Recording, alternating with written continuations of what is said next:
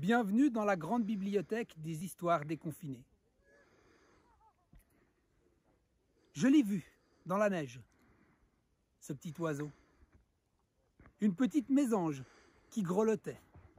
Elle s'était cassée une patte.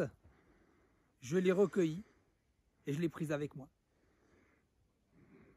Plus tard, chez moi, l'oiseau m'a raconté de nombreuses histoires, en remerciement de l'avoir sauvé. Et justement, une de ces histoires concernait un frère, un cousin qu'elle avait eu, il y a longtemps. Il était une fois un homme, un marchand, qui passait son temps à acheter, à vendre toutes sortes de choses.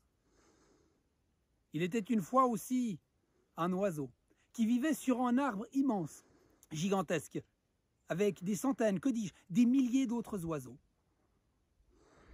Le marchand avait l'habitude de parcourir le monde, et dans tous les endroits où il allait, il rapportait un souvenir, quelque chose, un objet, un caillou. Un jour, le marchand, lors de son voyage, passe tout près de cet arbre étrange, magnifique. Les oiseaux chantent un chant tellement beau que l'homme ne peut pas résister. Il tend le bras, cueille un oiseau et le met dans sa poche. Il rentre chez lui et il fait fabriquer une cage immense, tout en or, avec un petit perchoir en diamant. Dans cette cage, il y met des coupelles en argent. Et tous les matins, il vient écouter son oiseau. Et tous les soirs, il vient écouter son oiseau. Il aime l'entendre chanter.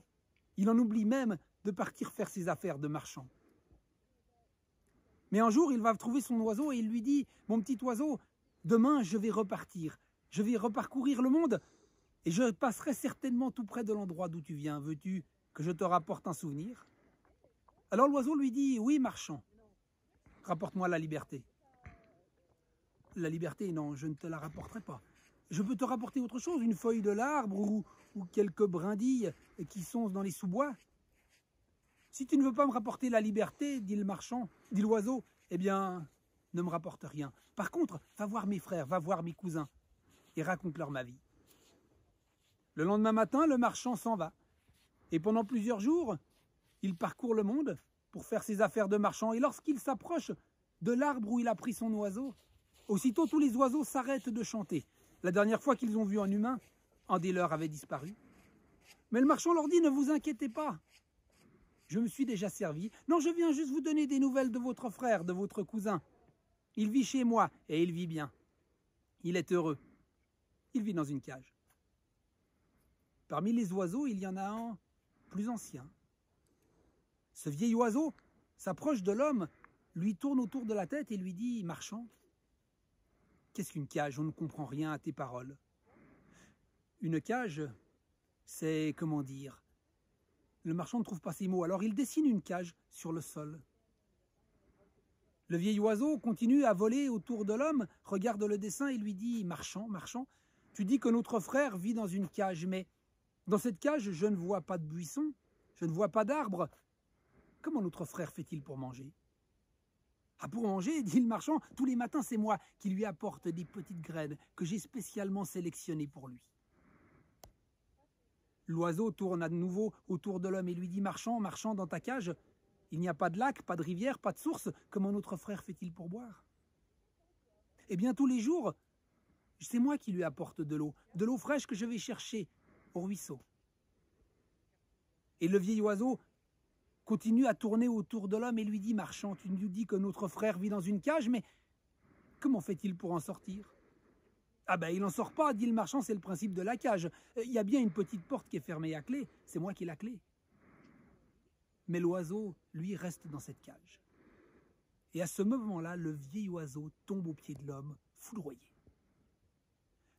Le marchand, c'est la première fois qu'il utilise des paroles, des mots qui foudroient les oiseaux. Il est pris de panique.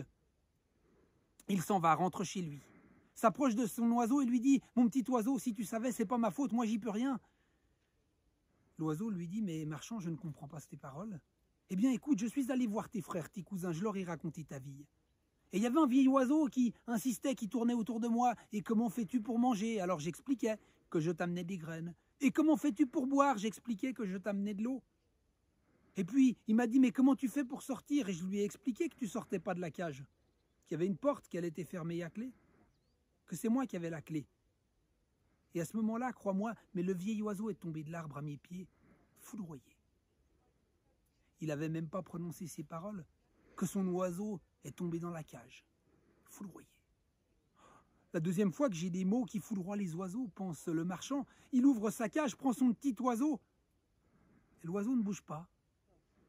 Alors, il le dépose sur la table, essaye de lui faire un petit massage cardiaque avec ses pouces, ou même du bouche à bec, mais rien à faire. L'oiseau ne bouge pas.